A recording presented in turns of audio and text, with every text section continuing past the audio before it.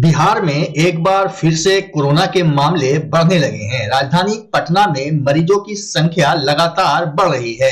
पिछले 2 दिनों की अगर बात करें तो पटना में 25 से ज्यादा कोरोना संक्रमित मरीज चिन्हित किए गए हैं, लेकिन ये सिर्फ सरकारी आंकड़े हैं। बताया जा रहा है कि इससे भी ज्यादा पटना में लोग कोरोना संक्रमित हैं, लेकिन वो जांच नहीं करा रहे हैं और यही वजह है कि उनके आंकड़े सामने नहीं आ पा रहे हैं। वहीं इस बार शहरों के मुकाबले ग्रामीण क्षेत्रों में कोरोना संक्रमित मरीज अधिक चिन्हित किए जा रहे हैं। एक अनुमान के अनुसार इस बार कोरोना के 95% मरीज ग्रामीण क्षेत्रों के हैं। बता दें कि बुधवार को पटना में 13 कोरोना संक्रमित मरीज चिन्हित किए गए हैं, जिसमें सबसे अधिक 5 मरीज पालीगंज के हैं। डॉक्टर की माने तो इस बार खांसी, पसलियों में दर्द की शिकायत वाले मरीज ज्यादा हैं। इधर प्रदेश में कोरोना से कोहराम मचा हुआ है, साथ ही ग्रामीण क्षेत्र में कोरोना तेजी से पांव पसार रहा है। वहीं रोहतास जिले के करगहर प्रखंड के तोरनी गांव में एक कोरोना संक्रमित बच्चे की मौत हो गई। प्राप्त जानकारी के अनुसार रोहतास में ही एक और 4 वर्षीय बच्चे की कोरोना से मौत हुई है। एनएमसीएच मेडिसिन के विभागाध्यक्ष डॉक्टर अजय कुमार सिन्हा के अनुसार इस बार खांसी, पसलियों में दर्द की शिकायत वाले मरीज ज्यादा आशंकित लग रहे हैं। पटना के civil surgeon doctor Shravan Kumar ने कहा कि कोरोना संक्रमितों की संख्या बढ़ी है, ऐसे में लोगों को सावधानी बरतनी चाहिए। हालांकि कोरोना के बढ़ते मामले के बाद स्वास्थ्य विभाग अलर्ट हो गया है। वहाँ के जांच में कोविड पॉजिटिव निकला, तो उसकी मौत कैसे हुई? तो नारायण मेडिकल कॉलेज से उसका बीएसटी देखने से, उसके ट्रीटिंग फिजिशियन से पता करने से पता चलेगा। तो मैंने चूँकि पॉजिटिव निकला तो ये माना जाएगा कि हाँ कोविड से मरा। लेकिन भाई क्या जो ट्रीटिंग फिजिशियन है वो निमोनिया से मरा होगा, जो भी 4 साल का बच्चा था और दिल्ली गया था। दिल्ली में यहाँ से ज़्यादा ठंड पड़ती है, तो ये डायरेक्ट कह देना उचित नहीं है कि कोविड से ही मरा। लेकिन हाँ, कोविड टेस्ट उसका पॉजिटिव आया। जांच करवाइएगा अपने स्तर से। हाँ, हमारी टीम वहाँ गई थी, सब पता लगा रहे हैं। हम खबर किए हैं कि ट्रीटिंग फिजिशियन कौन है, उसका बीएसटी आप लोग देखिए, क्या क्या क्लिनिकल फाइंडिंग मिला उसको, तब कुछ कहना उचित होगा।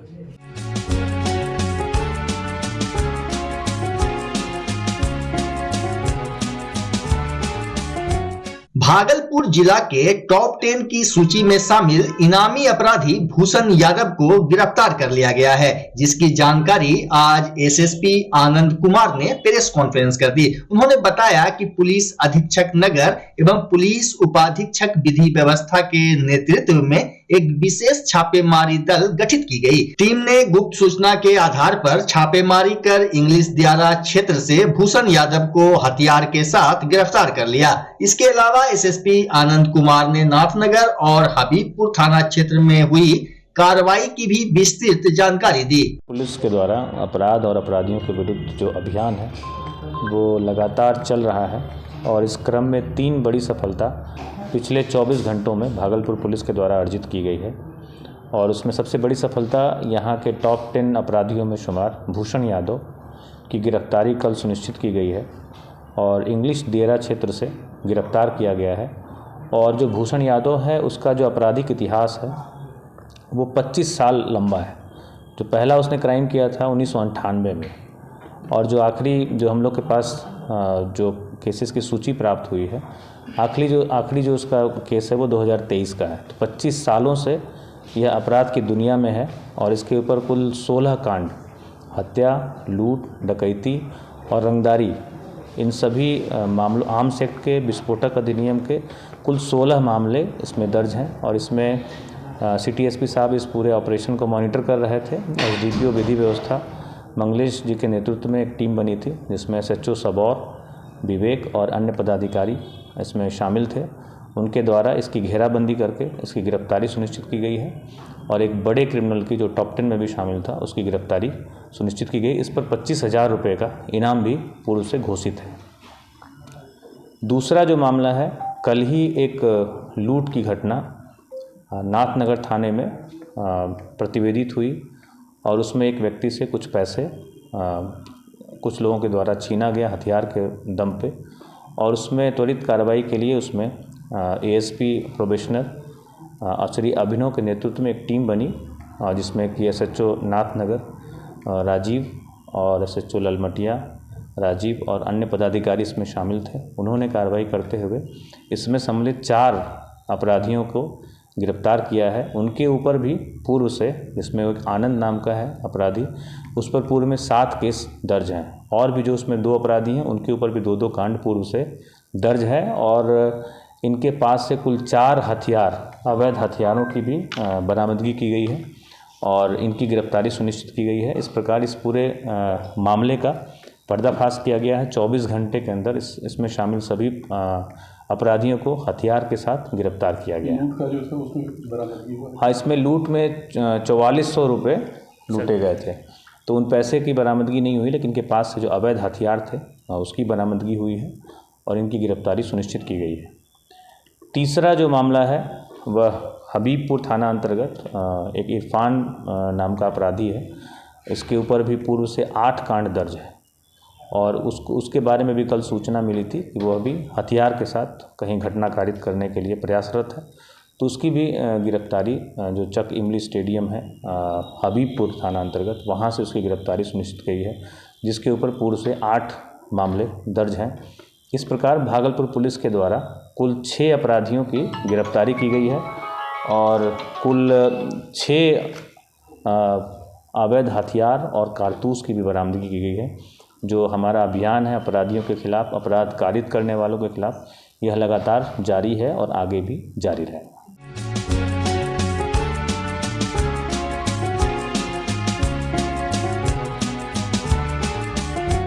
तिलका मांझी भागलपुर विश्वविद्यालय में आगामी 21 मार्च को होने वाली सीनेट की बैठक को लेकर तैयारी शुरू हो गई है। बैठक में कुलाधिपति भी शामिल होंगे। इधर सीनेट की बैठक को लेकर आज कुलपति प्रोफेसर जवाहरलाल ने अधिकारियों के साथ भागलपुर एसएम कॉलेज स्थित परीक्षा भवन परिसर का निरीक्षण किया।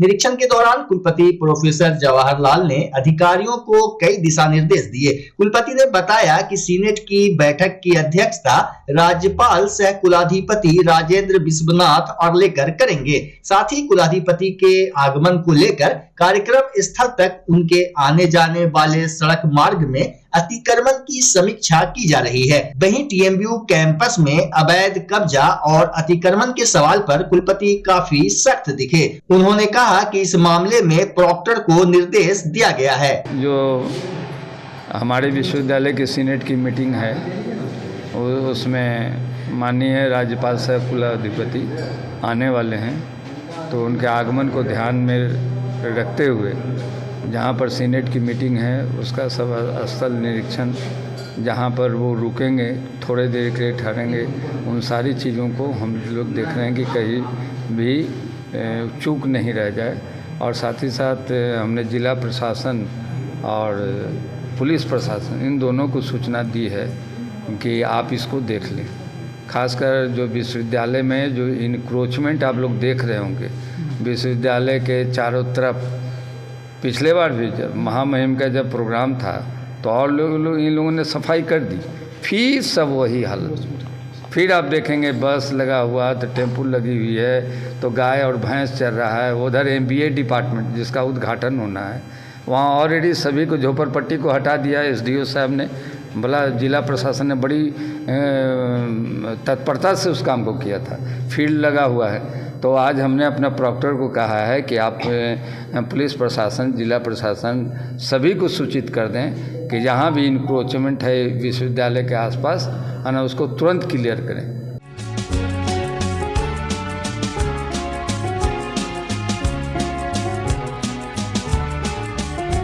बिहार पुलिस सप्ताह के तहत आज तीसरे दिन रक्तदान शिविर का आयोजन भागलपुर जवाहरलाल नेहरू चिकित्सा महाविद्यालय अस्पताल में किया गया। वहीं रक्तदान शिविर का विधिवत उद्घाटन भागलपुर के रेंज डीआईजी विवेकानंद ने किया। कार्यक्रम के दौरान डीआईजी विवेकानंद, वरीय पुलिस अधीक्षक आनंद कुमार, सिटी एसपी राज के अलावा कई पुलिस पदाधिकारी एवं दर्जनों जवान मौजूद थे। रक्तदान शिविर में कई थानों के दारोगा, सिपाही, सीआईटी, दंगा नियंत्रण सहित महिला पुलिस ने स्वेच्छा से रक्तदान किया। की तरह इस बार भी पुलिस सप्ताह के अवसर पर ब्लड डोनेशन कैंप आयोजित किया गया है, जिसमें सभी पुलिसकर्मी भाग ले रहे हैं और देश और राज्य की सुरक्षा का दायित्व तो हम निभाते ही हैं, लेकिन जन सरोकार के मुद्दों उसके प्रति भी उतने ही सजग हैं और हमारा लहू जो है वह इसी क्रम में हम समर्पित करते हैं ताकि आवश्यकता पड़ने पर किसी भी नीडी व्यक्ति को यह उपलब्ध कराया जा सके। आम लोगों से सर क्या कुछ कहना रहेगा, खासकर ब्लड डोनेट को लेकर बहुत भ्रांति रहती है लोगों में? देखिए, ब्लड डोनेशन एक वॉलंटरी सब्जेक्ट है और सबको जो भी डोनेट करते हैं वह स्वेच्छा से करते हैं और यह हमें यह समझना पड़ेगा कि ब्लड डोनेशन से आपके शरीर में ब्लड कमी नहीं होती है, बल्कि उतना ब्लड आपको तुरंत फिर बन भी जाएगा। तो यह तो कई सारे ऐसे लोग हैं जो कि हर 3 महीने पे ब्लड डोनेशन करते हैं और कम से कम साल में तो एक बार प्रत्येक व्यक्ति को आगे बढ़ करके ब्लड डोनेशन करना चाहिए और इससे काफ़ी मरीजों को सहूलियत भी होगी और ज़रूरत के अवसर पर उन्हें शीघ्र ब्लड मुहैया कराया जा सकेगा।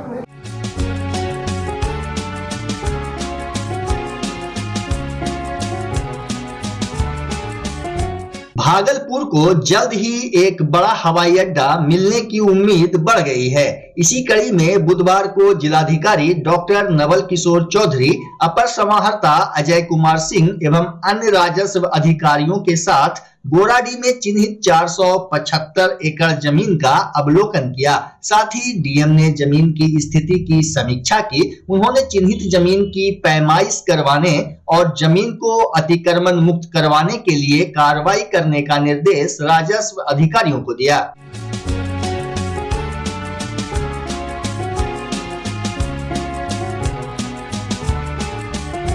घर शिफ्ट करना हो या ऑफिस रीलोकेट करना हो, मेक माई शिफ्ट के साथ अपने सामान को सुरक्षित पहुंचाइए कहीं भी कभी भी। मेक माई शिफ्ट देते हैं residential and office relocation, long distance relocation, heavy machine shifting, packing and moving, international and intercity moving, car transportation जैसी ढेरों best services. Make my shift packers and movers. For bookings call 8298-181-018 या log on करें www.makemyshift.in।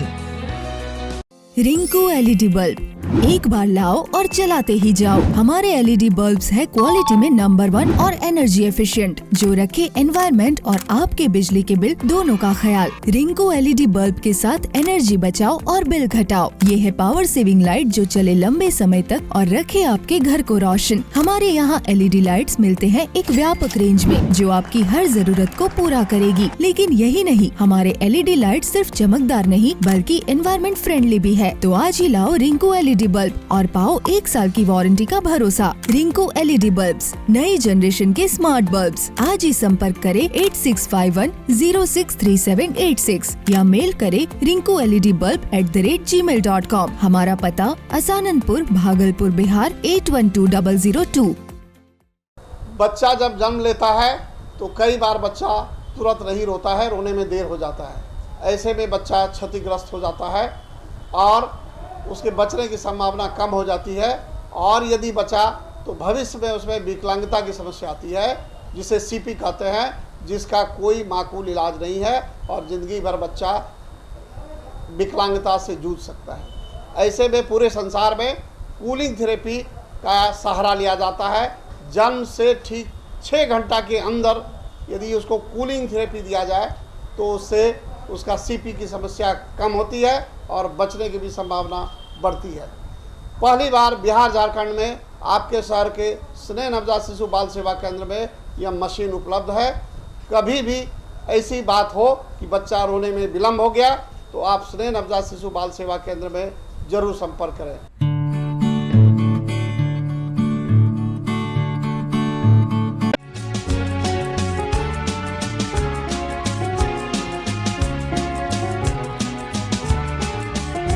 Uniform civil code यानी UCC देश में रहने वाले सभी नागरिकों के लिए लागू होगा। मोदी सरकार इसे जल्द ही अमली जामा देने वाली है। बताया जा रहा है कि इसके लागू होने से समाज में समरसता और सामंजस्य बढ़ेगा। इधर यूनिफॉर्म सिविल कोड को लेकर देश भर में घमासान मचा है। इसी बीच बिहार के भागलपुर जिला में रहने वाले अल्तमस बिहारी ने विवादित बयान देते हुए यूसीसी का समर्थन किया है, जबकि डॉक्टर शहाबुद्दीन ने कहा कि केंद्र सरकार का यह फैसला देश हित में है और इसे सभी को स्वीकार कर लेना चाहिए। यूसीसी देश हित में है, देश के हर एक नागरिक के हित में है, लेकिन यूसीसी सरकार लाने के पहले तो सभी जाति धर्म संप्रदाय के लोगों को मौका दे रही है कि आप डायरेक्ट अपना जो आपके मन में है कि इसको किस तरह से लागू किया जाए, इसमें क्या क्या कानून हो क्या कानून ना हो, उसके लिए तो सरकार ने पूरा छूट दे रखा है भारत की जनता को। अब इस देश के अंदर मैं लगातार देख रहा हूँ पिछले कुछ वर्षों से कि केंद्र की सरकार या कह सकते हैं कि भारत के प्रधानमंत्री नरेंद्र मोदी के द्वारा जो भी जनहित की योजना लाई जाती है उनका कुछ लोग विरोध करते हैं। उस विरोध से उनको कोई लाभ नहीं मिलता। हाँ, देश के अंदर उनकी ये पहचान बन जाती है कि ये सरकार के विरोध करने वाले लोग। और मैं जिनकी बात कर रहा हूँ वो आप भी मीडिया के व्यक्ति हैं, आप समझ सकते हैं कि मैं खुल करके नहीं बोलना चाह रहा हूँ। मैं ये कहना चाह रहा हूँ कि ऐसे लोग सरकार का विरोध न करें, क्योंकि सरकार जो है ये पूर्ण बहुमत की सरकार है और सरकार जो चाहेगी वो काम कर ही लेगी। अब ऐसे में आप विरोध करके खुद को एक अलग धारा में खड़े होते हुए दिखते हैं। धारा 370 को मोदी सरकार ने समाप्त किया, उसका कारण क्या था? कारण ये था कि जब धारा 370 लगाई गई थी वो 10 वर्षों के लिए लगाई गई थी। लगातार जो सरकार आई आप देखेंगे कि कुछ लोगों का मकान में काई लग जाता तो पीढ़ी दर पीढ़ी काई लगा हुआ है, कोई उसको देखने वाले नहीं है। लेकिन उसी परिवार में कोई ऐसा व्यक्ति भी पैदा होता जो उस काई को साफ करके घर को चमकाता है। वही काम देश के अंदर नरेंद्र मोदी कर रहे हैं। आज़ादी के बाद से जो कांग्रेसियों ने भारत के नागरिकों के तमाम स्थान पर जो काई लगा रखा उसको साफ करने का काम किया जा रहा है। यूनिफॉर्म सिविल कोड ये भारत के हित में है और इसको चाहिए कि भारत के तमाम मुसलमान को एकदम आसानी से कबूल कर लेना चाहिए। इसका विरोध करने से एक जो बखेड़ा हो रहा है हिंदू मुसलमान में, जो तफरका हो रहा है वो ख़त्म हो जाएगा। 370 भी आया, उसका भी पूरा विरोध हुआ। क्या हुआ? हिंदू मुसलमान दो भाग में बट गए। 3 तलाक का मसला आया, क्या हुआ? हिंदू मुसलमान दो भाग में बट गया। इसी तरह से ऐसा ये जो कानून आ रहा है ये देश हित में है और मुसलमानों के हित में भी है।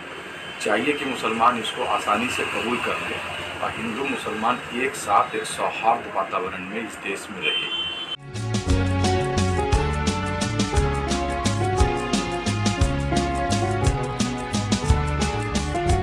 आपदा से बचाव को लेकर आज भागलपुर समीक्षा भवन में प्रशिक्षण दिया गया। प्रशिक्षण में जिले के कई पदाधिकारी और कर्मी मौजूद रहे। प्रशिक्षण कार्यशाला में उदयकांत मिश्रा ने विभिन्न विषयों पर जानकारी दी। वहीं डीएम ने कहा कि प्राकृतिक आपदा के समय मुसीबत में फंसे व्यक्ति को स्वयं की रक्षा कर अन्य व्यक्तियों प्राणियों की सुरक्षा के अथक प्रयास करने चाहिए। प्राधिकरण के उपाध्यक्ष श्री उदयकांत सर आए हुए थे और उन्होंने हमारी पूरी टीम को आपदा प्रबंधन संबंधित कई जानकारियाँ दी और हमारे पूरी टीम को इससे काफ़ी लाभ हुआ। और सबसे खास बात है कि उदयकांत सर यहीं से बिलोंग करते हैं, भागलपुर के ही रहने वाले हैं और काफ़ी देश के कई इंस्टीट्यूशंस के लिए उन्होंने काम किया है और बिहार राज्य में आपदा के लिए काफ़ी बेहतर काम किया है, जिसकी झलक हम लोगों को अभी मिली है।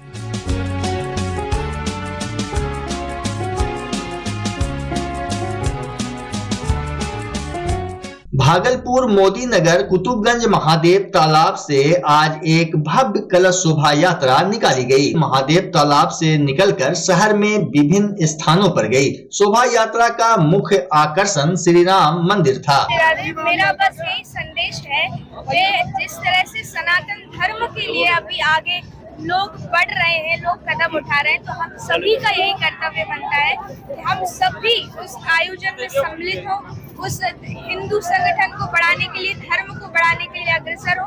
और इतना बढ़िया कार्यक्रम जो समिति वालों ने किया है, सभी इसमें भाग ले और बढ़ चढ़ के हिस्सा लेके भगवान की कृपा को प्राप्त करें।